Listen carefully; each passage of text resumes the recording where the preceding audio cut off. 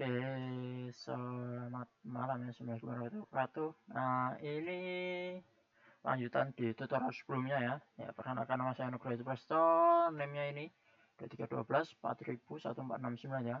Ini untuk processing datanya tadi. Sebelum di tutorial sebelumnya kan sudah melakukan processing data.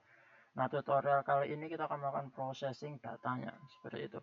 Nah, ini untuk processingnya ya ini import. Nah, ini scriptnya sudah saya siapkan. Nih, kita masukkan terlebih dahulu datanya ya.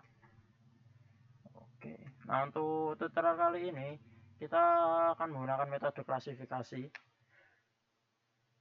Jadi kita akan melompokkan datanya.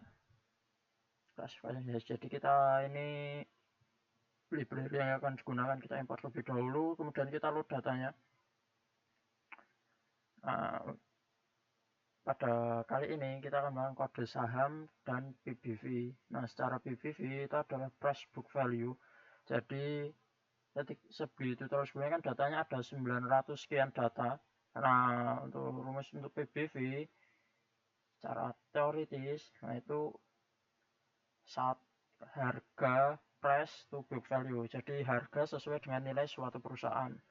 Nah, ketika nilai itu bernilai 1, jadi dia sudah sesuai dengan value perusahaannya, harga sahamnya, seperti itu.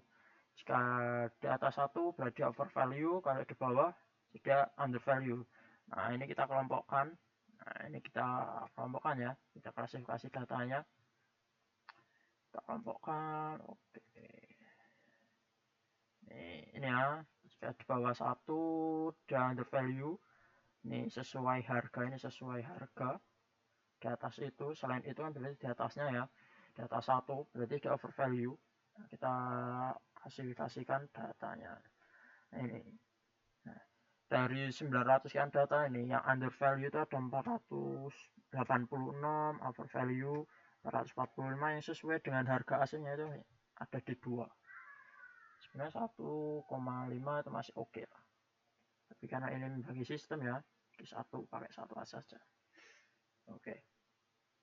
Makanya 1. Nah, selanjutnya kita akan memvisualisasikan nih by chart ya.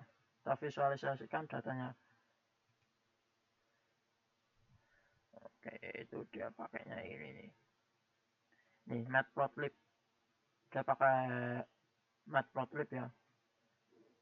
Untuk library-nya. Nah, ini.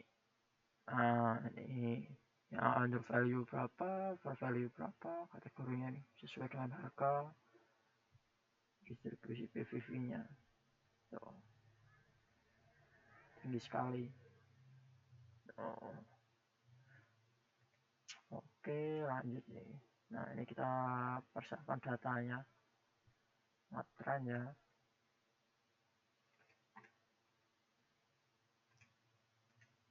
Oh, ini VFX-nya, SQL, encode. Split datanya, split features. Testingnya. Matren 700, tesnya 1. Nah, ini training modelnya. Nah, untuk training modelnya kita akan menggunakan random forest ya. Nih. Kita akan menggunakan random forest. Tuh. Nih. Ini train dananya, model fitnya, ini modelnya sesuaikan ya, ini models dari models item, operasi dan lain-lain. Nih, ini random forest akurasinya 1.0. Base modelnya nih, kita base modelnya.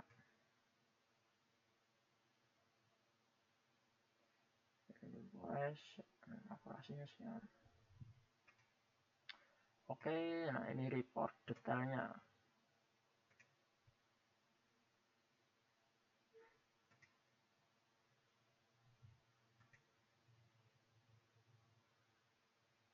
Ini dashboard report dari forestnya, weight average, spasinya,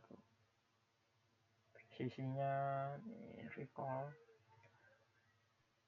Nah, ini kita coba lakuin prediksi ya.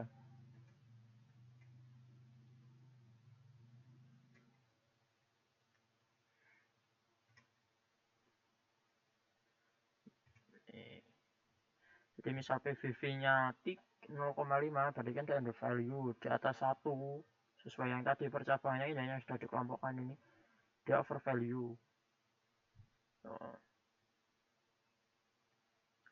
Value over value kayak gitu. Ini processing datanya ya.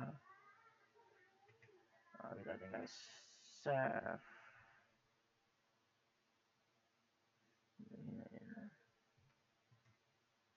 Nah, untuk processing datanya sudah selesai. Ini pengkavokan datanya.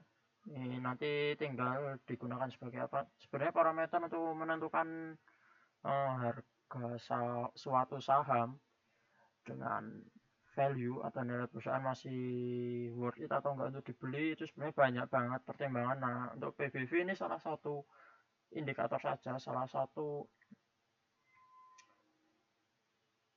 apa ya, persyaratan lah. Tapi setiap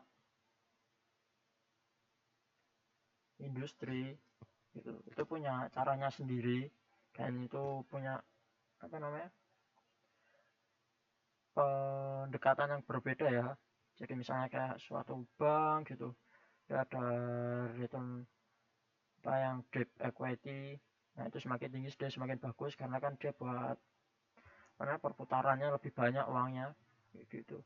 Jadi sebenarnya setiap saham, setiap sektor itu punya cara pendekatan sendiri-sendiri, tapi untuk price book value ini salah satu indikator suatu harga saham dengan value perusahaan itu bagaimana jika dibeli, apakah sudah terlalu mahal atau masih murah, seperti itu bisa menjadi salah satu indikator. Nanti tinggal bisa dikombinasikan dengan berbagai indikator yang lain. Nah, tutorial kali ini kita akan bahas PBV-nya saja sebagai samplingnya seperti itu.